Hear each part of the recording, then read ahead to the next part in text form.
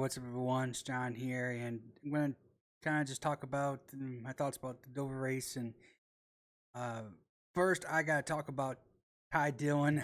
I don't understand how he keeps doing it, but if you think about his whole season as a whole, it's been subpar. But these last, you know, 5 races, and yes, you can say the Atlanta race, he got very, very lucky, right? A lot of cars wrecked, and he hadn't wrecked. But here at the end here, Bowman, usually pretty decent at Sonoma, was running in the 20th position, was able to be nearby. Uh, or excuse me, Ty was able to get B near the 48 there. Bumped run at the last lap in the turn 11. Got that. And in Dover, he was able to just stay around John Hunter track. They both went lap down, but that caution there, I think it was for the 20 at the end, got him back on the lead lap. And excuse me, that was not the 20; it was the 38 or well, whoever. But anyways, the very last caution was allowed him to get back on the lead lap. Got the lucky dog and was able to beat John Hunter Nemechek. That glass slipper keeps on fitting somehow. I don't know how. I don't know if he keeps staying there, but now he's got a chance to run for $1 million. Now, I know you would say, will he win the $1 million? You would think, no, this is Indianapolis Motor Speedway. Ty Gibbs, who beat Ty Reddick today, clearly should have the faster car. But where things have been happening in this in-season challenge, so I am not going to say it's 100% guaranteed that Ty Gibbs wins this. So, but yeah, that right there was pretty cool to see. And of course, Ty Gibbs also beats Ty Reddick today. Gibbs had actually more of the better car than Reddick. Reddick was decent in the beginning of the race, but then fell off about stage 2 or so from just handling issues and stuff and track position. So let's talk about basically the end of this race, because this is what got crazy.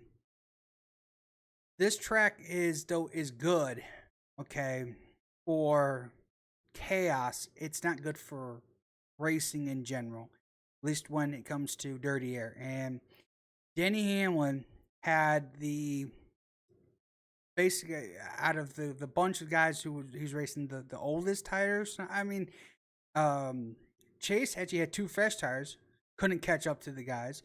Bell, he also had fresher tires and couldn't do it. He only had 2 fresh tires, and Hamlin was holding them off. And it was the weirdest. I don't say weirdest, but it was just frustrating to see that Danny Ham can just kind of hold him off. Once you did clear him, multiple times did Bell have a shot to get past Hamlin when they were in that long run, but couldn't do it. Every time Bell get a run, Hamlin would just block the next lap and allow to get that gap again. Chase Elliott, in the beginning of the race, I'll say, was probably the dominant car in a sense of speed and able to hold off the field with, again, the dirty air. But he was the dominant car, laps led and everything. But a mistake during green flag pit stops switched that all up. When they came back around to the left side, the jack man, I don't know if he didn't have the handle all completely twisted and locked, but when he ripped on that jack and it came back up, it basically undid everything, and jack fell, car fell, and so they had to pump back up. But that's all it takes, just an extra second or two, and he went from leading the race to, I think he, after the cycle, was, I think, 4th or 5th after that cycle. So after that, it was just trying to play catch up for the most part for him. It was just unfortunate. And then there was once we had that caution for the I forgot who was for, but he came in because there was a brief shower beforehand, before the big shower, and so that's what happened. I think it was for the one. It was for the one, or it was for something, but either way, they had a caution. Chase decided to come in and get fresh tires because they believed that they were going to be able to stay, or need to stay with the 20 and everyone. But either way, the strategy for the 9 was terrible. Okay. And led to it not working at the end. But when it comes to this race and Dover, again, I never blame the track. It's just a car issue with the dirty air. Now, at the end, multiple times people took shots. The 20 again at the end of the race, after even spinning out early from racing Chase Elliott, he spun out, didn't hit anything, came back through the field, did it again. He spun out this time off 4, trying to run with Denny, and just no one could get past him if he was on the outside. He had the better momentum. Now, Chase Briscoe, after all of the big rain shower came through, and one knowing if we were ever going to start the race again, I will say this: we trash NASCAR all the time, but kudos to NASCAR. They decided to stay around. TNT didn't give up. They felt, yeah, we have the time window to do it, and they decided to say, yeah, let's just finish up the 14 laps. And so kudos to everyone who decided to stick that out, but that didn't mean Danny Hamlin was at a disadvantage. He was able to work as hard as he could to keep on the outside, and when he did that, even Briscoe, who came in late to get fresh tires, just didn't have enough to keep the car from not sliding and getting loose off 4 as well, and not to wreck Hamlin. Obviously, they want Joe Gibbs Racing to win, regardless who it is, and just kind of how it played out. But it's hard. It is hard to, again, it's not the track. The track's always been a pretty decent racetrack, especially depends on what kind of car race there.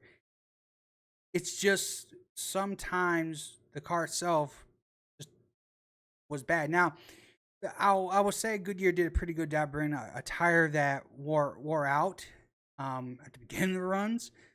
You could tell that they were struggling late on runs if you push too hard at the beginning. But I think just because of they make them just a little bit too conservative. And what I say by that is that when we had a 30 lap, they had to do a competition caution early, just because they had no practice in qualifying.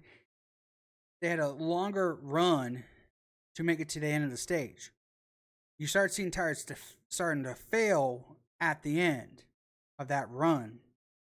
But if you break down the rest of the stages, you have to pit in the middle for fuel because you wouldn't make it to the end of each stage. You broke the stages in half, the tires were easily going to last that long. That's where I think we need to work on the tires, is that if we are going to make tires wear, we need them to wear before the pit stops.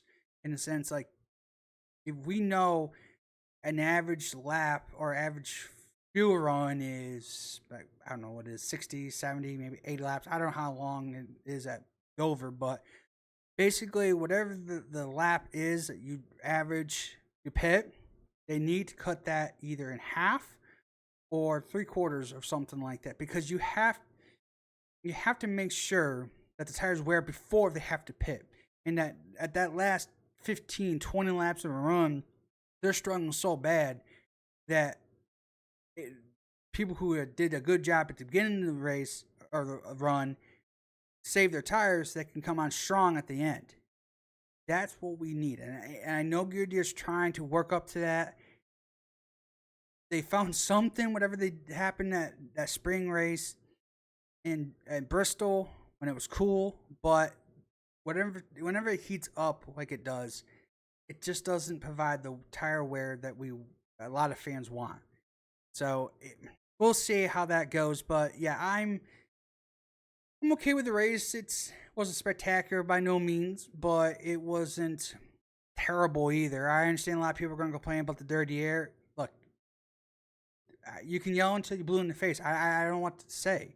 If NASCAR's not going to change the car or what they want to change to this race car, we're going to be sitting here forever and ever and ever. So I can't help that. Like I'm frustrated too.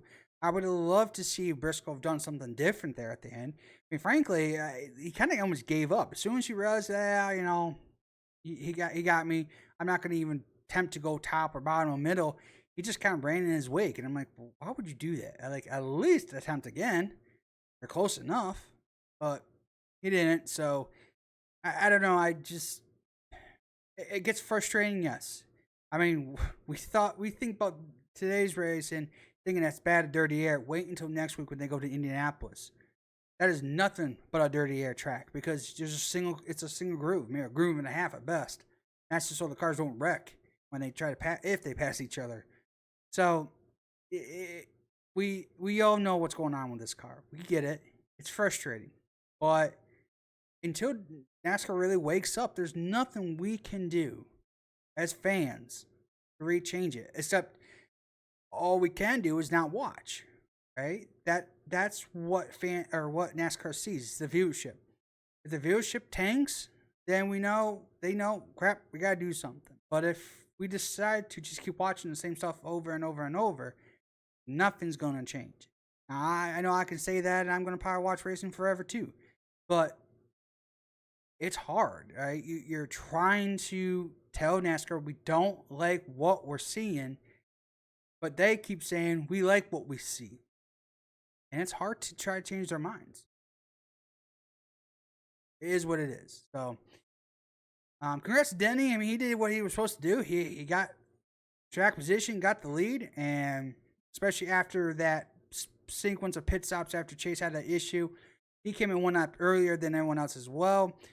He was able to cycle through, get to the lead, and pretty much after that, didn't look back from there. So, it was, it was a decent race. Got the end. We kind of figured that was going to be the case just because of Grant Checkers. The drivers are NASCAR drivers until we get Grant Checkers. Then they turn into iRacing drivers. So it's just how it is. But yeah. Again, congrats to Ty Dillon and Ty Gibbs on the in season challenge there. That's gonna be cool to see both ties. How you say that? Ties. Go for the $1 million. If I was to say and pick right now, yes, I would go with Ty Gibbs. But a blown tire, a blown motor, a weird restart kicks him back to where Ty Dillon is running can alter it really fast, right? And maybe, just maybe, that Ty Dillon does get faster, right? I mean, I doubt it a little bit. I'm not saying he's going to be super slow. I'm not saying he's going to be like 30th, but I don't expect him to be running in the top 10 or top 12. Maybe top 15 to top 20 at best. But we'll see.